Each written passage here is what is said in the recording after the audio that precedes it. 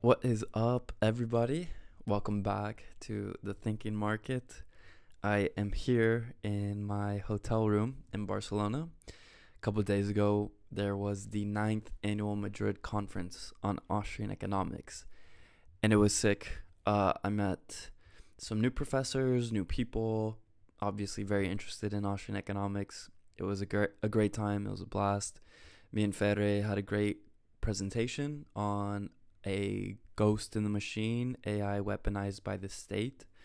And I recently uploaded that on my YouTube channel if you want to check it out and give it a listen. It was followed by questions from David Howden and Professor Jesus Huerta de Soto. So it was a great time. And now I'm here in Barcelona. And part of our presentation, we referred to Hilaire Belloc's The Servile State that he wrote in 1912, and I just finished it, and the last line is a Latin phrase, and forgive my Latin, videat Deus, which means see God, but the whole phrase is videat Deus et judiciet, which means let God see and judge. And it got me thinking that this is like the core concept of truth, of religion, is we are not here to exist in this human experience and human condition to be judged by others. We're here to be judged by God. So whatever you do, whenever you're alone, you know what it is. That's what you do is what you demonstrate. And that's truth. That's your human action. And God sees it. Nature sees it. It's because of this causal realist world, this cause and effect world, that what you do is by some form of nature what is true. I like the idea, the phrase that I heard from my professor, Darren Jurgen. You deserve what you get. And this is not a descriptive or a moral claim to what conditions people experience, but a descriptive claim. You deserve what you get is, in essence, the idea of cause and effect, of means to achieve ends. Do you have the appropriate means to achieve your desired ends, or do you not? And I think this goes back to, I want to say Seneca, who wrote a book on how to die or something, and there was like a passage where he's like discussing, like, at any moment the building you're in, like, it could collapse, and like that's life, and that would be someone dying, that could be you dying. And I think that's like, well, kind of stoic, but like memento mori, like remembering you're gonna die. And like the energy I'm taking from this conference is like I saw some progress in myself, which I'm very proud of. I was able to like really, I feel like, hold my own on these ideas of economics and philosophy, and even contribute and teach people and conversate, which was really cool. And I think it was also cool for my professors to see that. And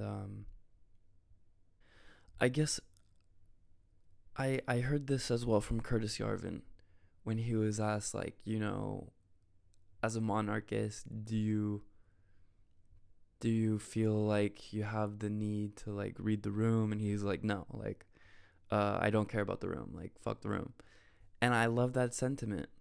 And I feel like so often when I have been insecure about, my ideas or beliefs, I have conformed myself to what other people think, and like thinking like what they think I should think. But now I'm like, no, fuck that. Like, let me make my own room. Let me leave this room actually, and walk into another room and build my own world of ideas and beliefs. And I think that maybe in some aspect part of the reason why I like to podcast and choose to podcast. Because in a way, like, I want to express my ideas because I think they're unique or peculiar, or dare I say original to some extent.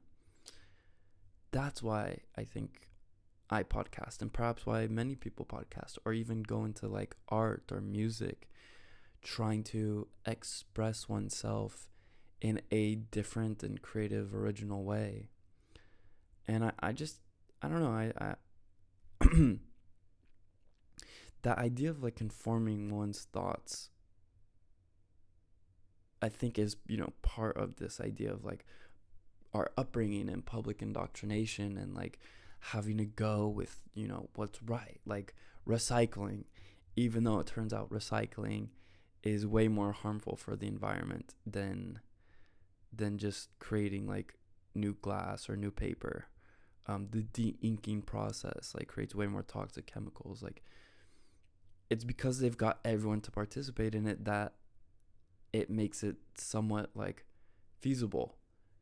But they should be paying us, yet we have to like subscribe to this idea that no, it's us that needs to be like sorting the trash for them. So it's things like this that we don't even really question. And I guess there's new ways of doing things to find new ways of happiness. For example, playing basketball with a football. It's not inferior to basketball because maybe it's more fun. Not everyone can play tennis, so they play pickleball. Pickleball is not inferior to tennis. In fact, you need so much land and you need to like run so much. But in that same amount of land, you could have like 2 or 3 like pickleball courts. And you could have 2 or 3 times as many people playing. So in that sense, pickleball is better than tennis.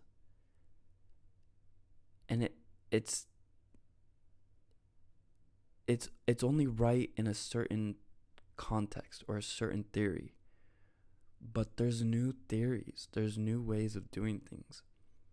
And that's why we can have like newfound happiness. And that's the whole point of like, don't subscribe to like any idea or any dogma. Constantly think critically, and question everything. And I don't even think, some will say, oh, you're being a skeptic or stuff like that. But like, yeah, that's fine. That's not a bad thing. Like, be skeptical of everything. Like, only you'll really know what your best interest is. Like, no one can tell you what your best interest is because no one has your life. And I guess that's kind of my advice. Like, we are constantly looking for advice because, well, maybe I am, or wanting to like know the right thing in the right way to do things and stuff like that. But like, in some sense, like, there is no right way of doing things, like, because there's an infinite amount of ways. So if there's an infinite amount of ways, then like there can always be another way of doing something. And therefore there can be an even more a righter way of doing things. And yeah, I don't know. I guess I just want to keep practicing and improving. And having passion, because having passion is the most important thing. You will do whatever you want with passion. So with that, I will leave you.